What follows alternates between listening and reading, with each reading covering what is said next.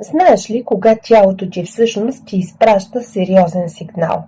Здравейте, казвам се Силвия и съм дипломирана акушерка.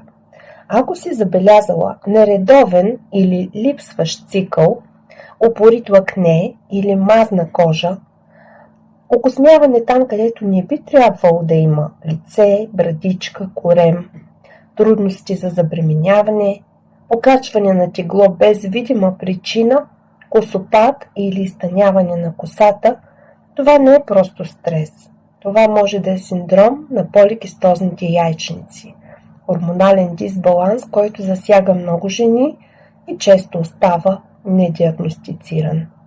Лекарите казват, че за да се мисли за синдром на поликистозните яйчници, обикновено трябва да има 2 от 3 признака – повишени мъжки хормони, андрогени, нередовен цикъл, поликистозни яйчници на ултразвук.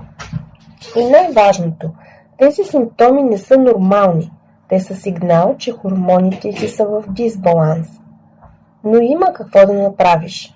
Малките промени в начина на живот, балансирана храна, подпомагащи натурални хранителни добавки и подходящи продукти за хормонален баланс могат да ти помогнат да усетиш разликата в тялото си и в енергията си.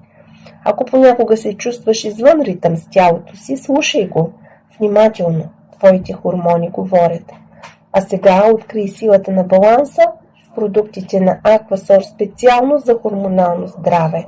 Защото твоето тяло заслужава подкрепа, не компромис. Пиши ми и ще ти разкажа повече за тях. Ще се радвам да последваш профила ми и за още полезни видеа.